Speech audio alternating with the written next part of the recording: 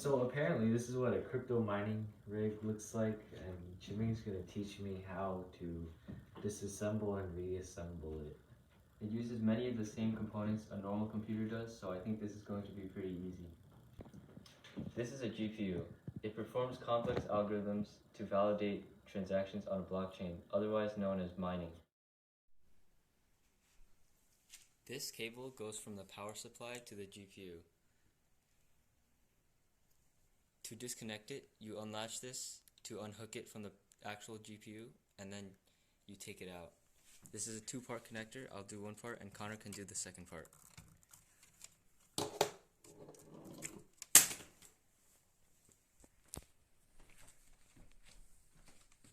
So you press down, and then you pull. Yes. Amazing. Amazing. Now that we've disconnected these ports, we move on to the next wires. This is a PCIe expansion card. It's connected via a USB-A port, which goes all the way to the PCIe slots on the motherboard, back to the GPU, so the GPU can communicate to the motherboard. What is a PCIe card? A PCIe card allows for more GPUs on top of this frame. You see? If I were to only put GPUs on these slots, they wouldn't fit. But I have these cables that go to the top of the frame so that I can just put more. So Connor, now you can unplug this USB-A connector and lift the GPU up. Firmly attach your hands to this PCIe expansion card and firmly lift the GPU out of it. Yes, now set it on the table. What do you do with this? This PCIe expansion card, you can unlatch this, which is the similar port to what's on the GPUs. You unlatch it and just pull it out. Okay. Now we move over to the motherboard, and it should be this connector. You take this one out, the first one. Perfect. Now what do I do with this cable? You see, this connects to the power supply with this one. So you disconnect that from the power supply. It uses the same latching mechanism as on a GPU. Okay. You unhook it.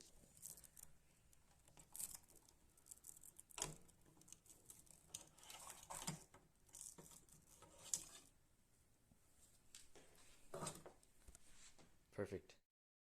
Now Connor, you can do the rest of the steps, but make sure to unscrew these screws on the frame first.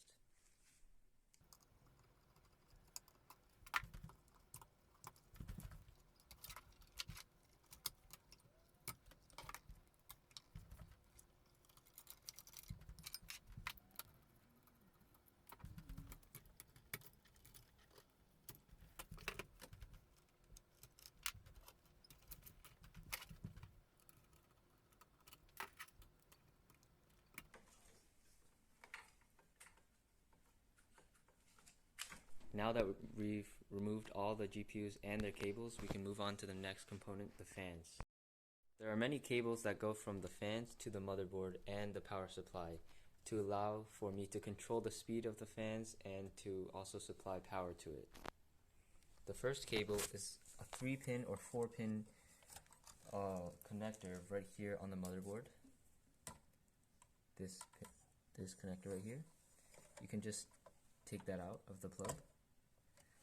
The next one is this right here. We call that a Molex connector. It goes from the power supply to the motherboard and then to the fans to supply power. So to unplug it, just take it out.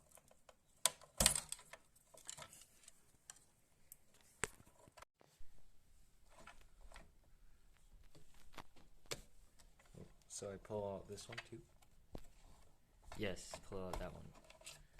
Okay. Now what? And you'll notice the fan cables are still not connected, like over here with the Molex connector, so you can just disconnect that. And do that same thing with all 3 fans.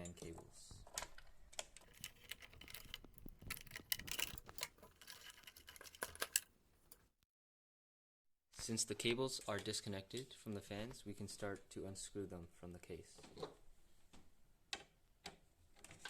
What are these fans for? These fans are for cooling, which is one of the most important things in a computer system. Without cooling, the components would overheat and die. Now I should remove the power supply cables for the fans too, right? Yep. Okay. Just disconnect them from the power supply. Now that the fans are removed, the next component we remove is the hard drive, which is this metal flat rectangle right here. To take the hard drive out, first we have to remove these SATA power connectors. These power connectors go from this power supply to the motherboard and also to the hard drive. The SATA connectors supply power to the hard drive while also allowing it to communicate to the motherboard and to the RAM. To disconnect these connectors, you simply pull them out of their ports. Hard drives store data, right? Yes, they store data in the form of bits, which are either ones or zeros.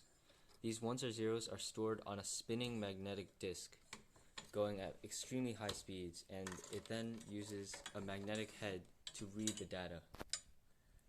How much data could this store? This one in particular can store 1 terabyte of data, which in today's world is not a lot. I don't need data storage for a mining rig, but usually computers nowadays have at least 2 or 4 terabytes of storage.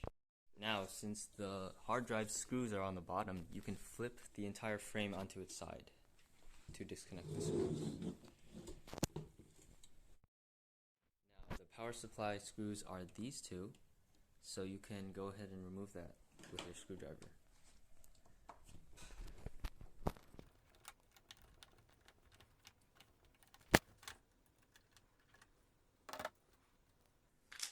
Perfect. The next thing we can remove is this power supply. So let's flip it back.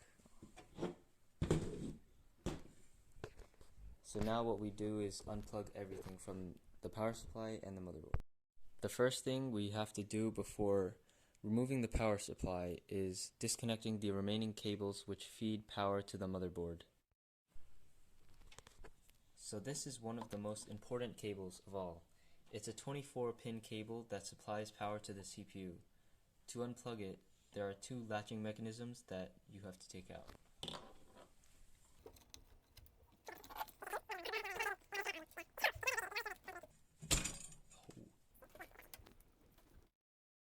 Jiming, why is there a battery here if there's already a power supply over here? Well, this is what we call the CMOS battery, CMOS. It allows the computer to keep running and keep track of critical components such as time and date and other things like boot records. The next cable we disconnect is this SATA cable right here. You simply take that out.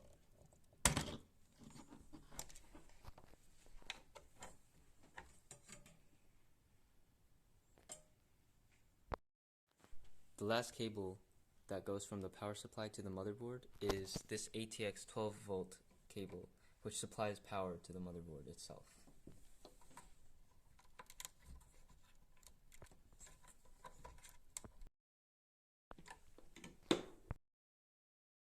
So now that all the cables are taken out from the motherboard, we can disconnect the cables that are on the power supply itself.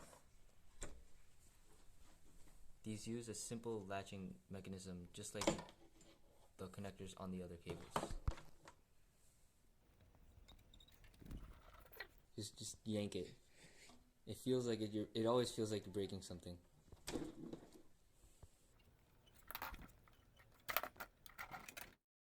Okay, now we removed the ports from the power supply, so we can flip the frame onto its side and remove the screws from the bottom of the power supply.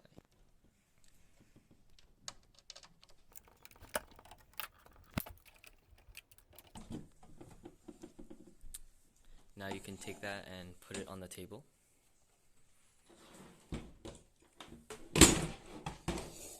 What the hell? Oh shit. So now that the frame is on its side again, we can remove all of these screws which connect the motherboard to the panel.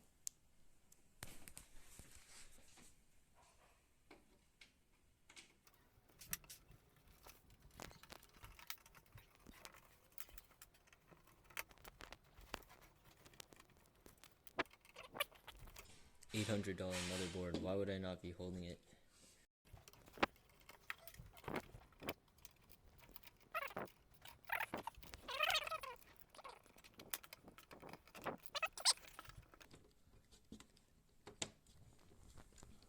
And the motherboard is out of the frame.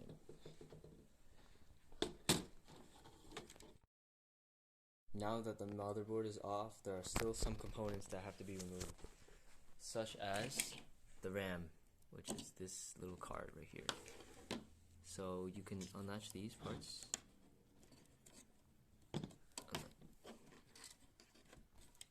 and just remove it. What does the RAM do? The RAM takes data from the hard drive and it sends it to the CPU because the hard drive isn't connected to the CPU at all. And the RAM is a lot faster than the hard drive, so the CPU, when it needs that data, it will take it from the RAM. Under this fan and heatsink, there's a CPU, which stands for Central Processing Unit, or you can just call it a processor. The processor gets really hot when computing things, so that's why there's a heatsink to suck air out of the processor and a fan to blow it off. Now you've successfully disassembled your first computer. There's one motherboard, one heatsink and fan, one CPU, one stick of RAM, 4 GPUs, 4 PCIe expansion cards, 3 fans, 1 hard drive, 1 power supply unit, and a bunch of cables. Now let's see if Connor can reassemble all of this without my help. So now Connor is going to try to assemble everything. Okay, the first thing I'm gonna put it back is the RAM. Oh, I think I remember how to do this. Oh yes, that is. Oh, that is not incorrectly. Okay, flip it around, flip it around. Oh, Make sure there's a bump on the slot here and there's a bump here. Make sure it lines up.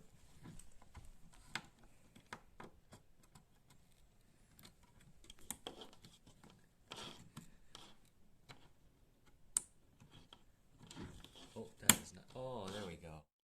Now Connor is going to get the frame back and reattach the power supply, motherboard, and hard drive.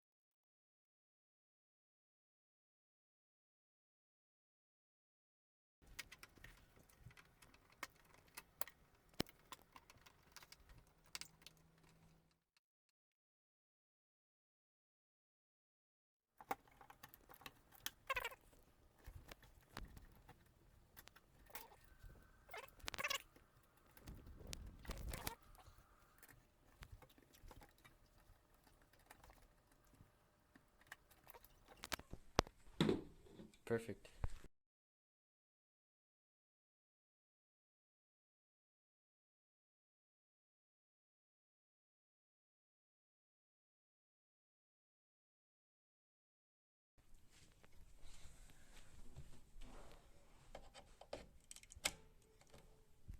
Nice.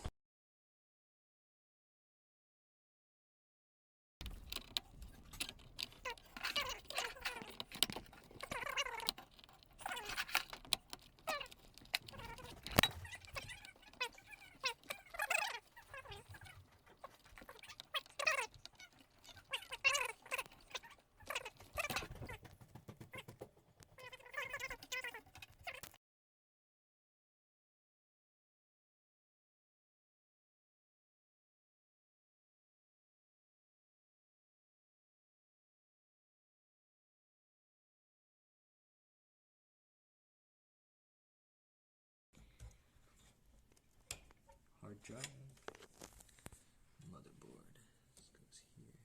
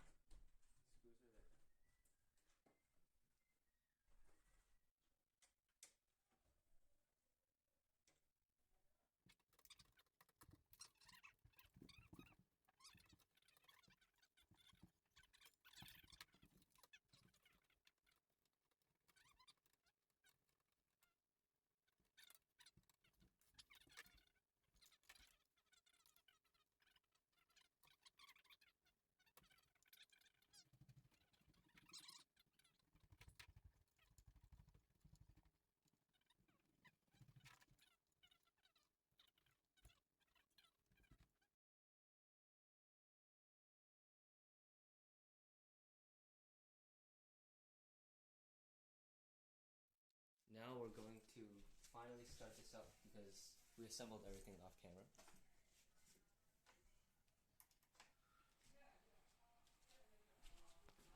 You can see everything is booting up, everything is lighting up.